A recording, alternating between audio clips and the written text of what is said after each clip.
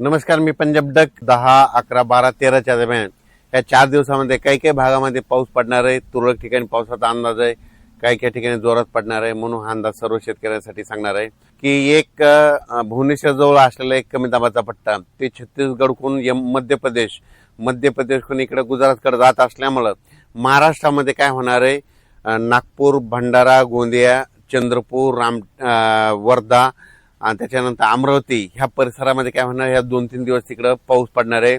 म्हणून पूर्व विदर्भातल्या त्या 6 जिल्ह्यातल्या शेतकऱ्यांनी अंदाज लक्षात घ्यायचा.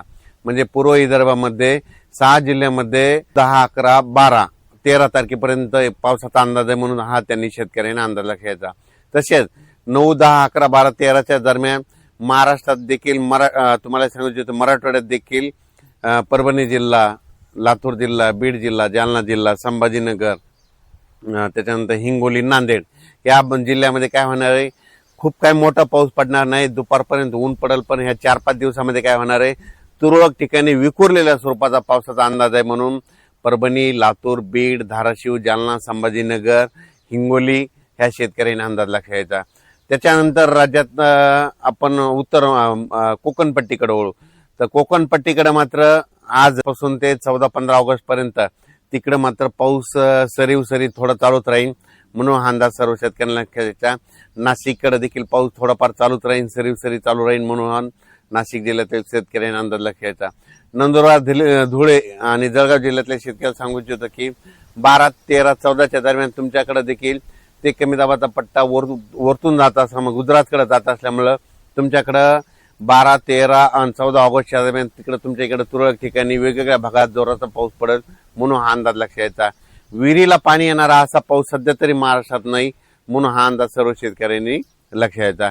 त्याच्यानंतर इकडं अहिल्यानगरकडे देखील, अहिल्यानगरच्या सर्व जिल्ह्यात सगळीकडे जोराचा पाऊस पडणार नाही, फक्त विखुरलेल्या स्वरूपाचाच पाऊस असणार आहे. म्हणून हा अहिल्यानगरच्या संपूर्ण जिल्ह्यातल्या, तालुक्यातल्या, शहरातल्या, गावातल्या लोकांनी हा अंदाज लक्षात घ्यायचा. त्याच्यानंतर पुणे, सातारा, सांगली, सोलापूर, कोल्हापूर त्या पश्चिम महाराष्ट्रात देखील काय होणार आहे, सरीत राहणार आहे. तुरळक ठिकाणी विखुरलेल्या स्वरूपात आणखी 10, 11, 12, 13 ऑगस्ट पर्यंत पाऊस राहणार आहे. खूप काय मोठा नसणार आहे. दुपारनंतर ऊन पडणार आहे, पण काही भागात तुरळक ठिकाणी विखुरलेलाच पाऊस आहे, खूप काय मोठा नाही. म्हणून हा पश्चिम महाराष्ट्रातल्या शेतकऱ्यांनी अंदाज लक्षात घ्यायचा. कोल्हापूर, सातारा आणि इकडे कोकणपट्टी तिकडे मात्र सरी त्या चालूच राहतील. मात्र कर्नाटकला एवढा काही मोठा पाऊस पडणार नाही. म्हणून कर्नाटकच्या शेतकऱ्यांनी अंदाज लक्षात घ्यायचा. तुरळक ठिकाणीच पाऊस आहे. तेलंगणात देखील तुरळक ठिकाणीच पाऊस पडणार आहे. म्हणून अंदाज लक्षात घ्यायचा.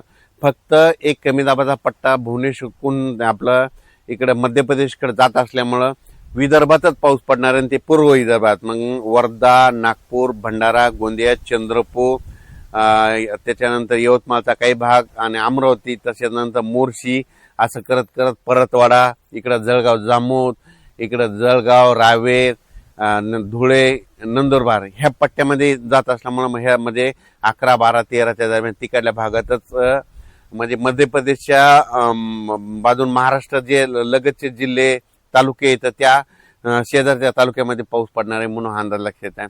संपूर्ण महाराष्ट्रात काही सर्वदूर पाऊस पडणार नाही, विखुरलेल्या स्वरूपाचा पडणार आहे. दिवसा ऊन पडल, वारं सुटल. म्हणून हा अंदाज लक्षात आहे.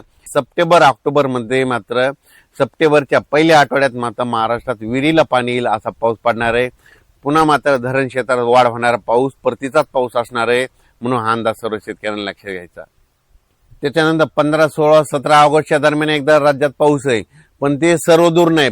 ते पण काय होणार आहे, पुन्हा एक कमी दाबाचा पट्टा तयार होणार आहे. ते काय होणार, परत ते काय होणार, भुवनेश्वरून छत्तीसगडहून मध्य प्रदेशकडून तिकडं उत्तराखंडकडे जाईल. मग उत्तराखंडकडे जात असल्यामुळं महाराष्ट्रात फक्त वर्धा, नागपूर, भंडारा, गोंदिया त्या परिसरात तिकडे जोराचा पाऊस पडेल.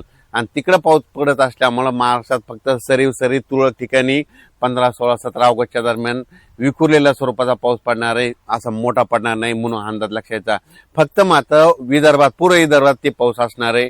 म्हणून पूर्व विदर्भातल्या शेतकऱ्यांनी अंदाज लक्षात घेऊन आपण आपल्या शेतीची कामे करायची. मी पहिल्यापासूनच आणखीन एक अंदाज सांगतो. मी म्हटलं तर सांगत होतो की जूनमध्ये कमी राहील, जुलैमध्ये जास्त, ऑगस्टला कमी आणि सप्टेंबर, ऑक्टोबर परतीचा पाऊस जास्त पडणार आहे. 13 नोव्हेंबरला थंडी येणार आहे. म्हणून हे अंदाज दरवर्षी यावर्षीचा अंदाज सर्व शेतकऱ्यांनी लक्षात घ्यायचा. यावर्षी सप्टेंबर ऑक्टोबर मध्ये जास्त पाऊस पडणार आहे. म्हणजे ऑगस्ट संपताना जे वातावरण चेंज होईल आणि सप्टेंबरच्या पहिल्या आठवड्यात चांगला जोराचा पाऊस असणार आहे आणि ते राज्यभर सगळीकडे पडणार आहे. मग पाऊस काय होईल, पश्चिम महाराष्ट्राकडे सोलापूर जिल्हा जे वंचित भाग आहे, सोलापूर, सांगलीचा काही भाग, आटपाडी इकडं, त्याच्यानंतर धाराशिव जिल्हा, लातूर जिल्हा, बीड जिल्हा, तर त्या शेतकऱ्याला सांगू इच्छितो की सध्या तरी तुमच्याकडे पिकाला लागल तसाच पाऊस पडणार आहे, पिकं झोपतील असाच पडणार आहे, पण तुमचं पीक काही खराब होणार नाही, पीक काही वाळून जाणार नाही. मात्र सप्टेंबर मधला पाऊस मात्र तुम्हाला सरासरी भरून काढणार आहे. म्हणून सोलापूर जिल्हा, लातूर जिल्हा, बीड जिल्हा, त्याच्यानंतर इकडं अहिल्यानगर जिल्हा, त्याच्यानंतर सांगली जिल्हा ह्या शेतकऱ्यांनी अंदाज लक्षात घ्यायचा.